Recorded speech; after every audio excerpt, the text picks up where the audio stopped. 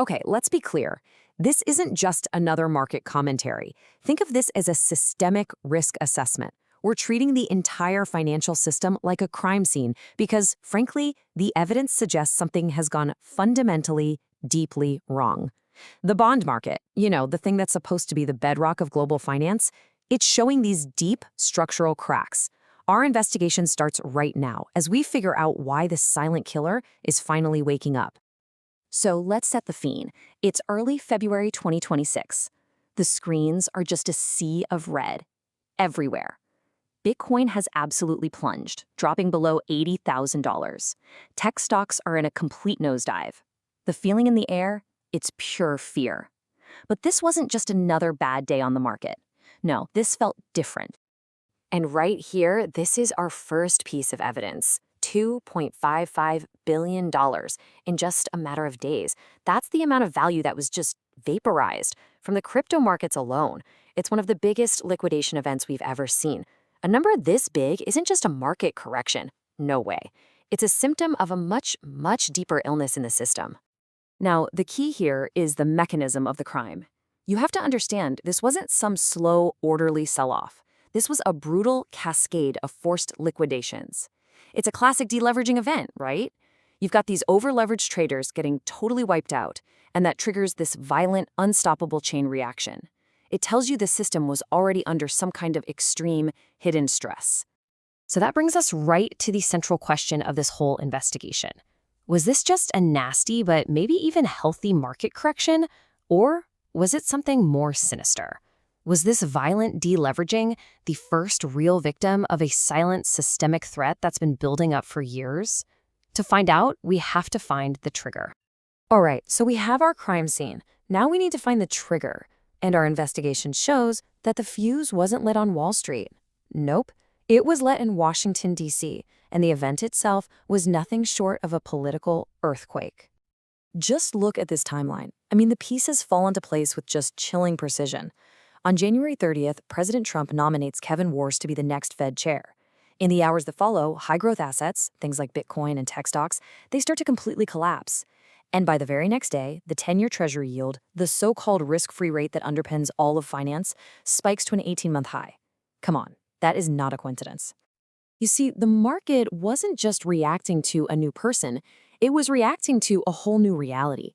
The nomination of Kevin Warsh, who is a well-known critic of the Fed's bloated balance sheet, it acted as a narrative shock.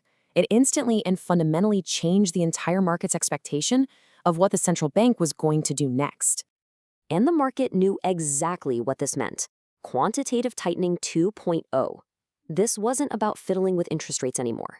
This was a clear signal for aggressive liquidity withdrawal.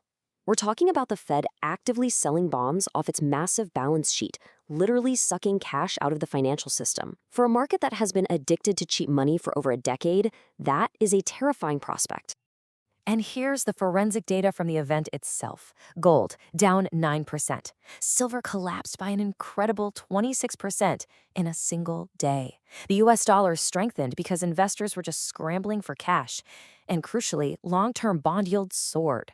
This wasn't a targeted hit on one asset class. This was a violent cross-asset deleveraging. It was a panicked stampede for the exits. But here's the thing. A trigger is only powerful if the system is already primed to explode. The war shock didn't create the risk. It just exposed a fundamental fragility in the plumbing of the U.S. Treasury market. This is a liquidity trap, but it's not the kind you read about in the old economics textbooks. Right? The old liquidity trap. That was when interest rates were at zero and the Fed couldn't get anyone to spend. The 2026 trap is a completely different animal. It's a supply-driven trap. The problem isn't that rates are too low. The problem is there's a literal tsunami of government debt hitting the market, and there's just nobody left to buy it. And this is the scale of that tsunami. By the end of 2025, the U.S. national debt had ballooned $38.5 trillion. To fund all that, the government has to issue a record-breaking amount of Treasury bonds. But the question is, who on earth is supposed to absorb it all? Well, the system's shock absorbers, the big primary dealer banks, they're broken. They're legally required to bid at Treasury auctions, sure. But they are totally handcuffed by post-crisis regulations. You have rules like the supplementary leverage ratio, which basically penalizes them for holding safe Treasury bonds on their balance sheets. So their ability to handle all this debt just hasn't grown. They've gone from being shock absorbers to just constricted pipes. So if the dealers, the pipes of the system, are clogged, that brings us to maybe the most alarming part of this investigation. Where are the traditional buyers of last resort? Where are the foreign central banks? Take a good look at this chart. This represents one of the most profound, yet completely underreported shifts in modern finance. For the first time in decades, the mark-to-market value of gold held by global central banks has actually surpassed their holdings of U.S. Treasuries. The traditional anchor buyers, they are quietly walking away. Why?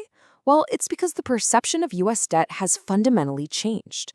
After the freezing of Russian assets back in 2022, treasuries are just not seen as a truly risk-free asset anymore. They're now viewed as a conditional asset, an asset that's subject to the geopolitical decisions of the country that issues it. Gold, on the other hand, it's a neutral absolute reserve. There's no counterparty risk.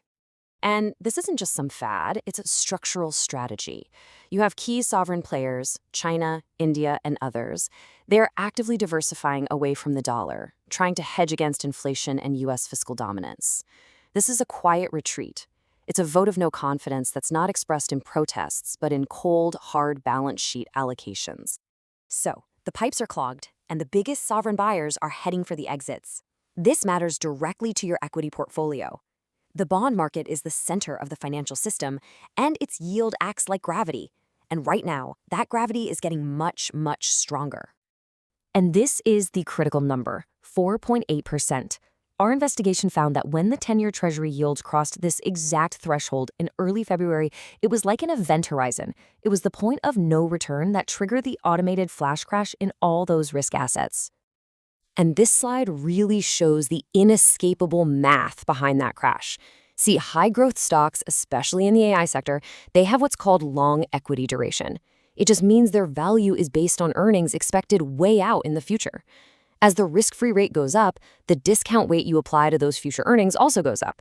The institutional models are crystal clear. A 1% rise in the 10-year yield mathematically forces a 15 to 20% drop in fair value.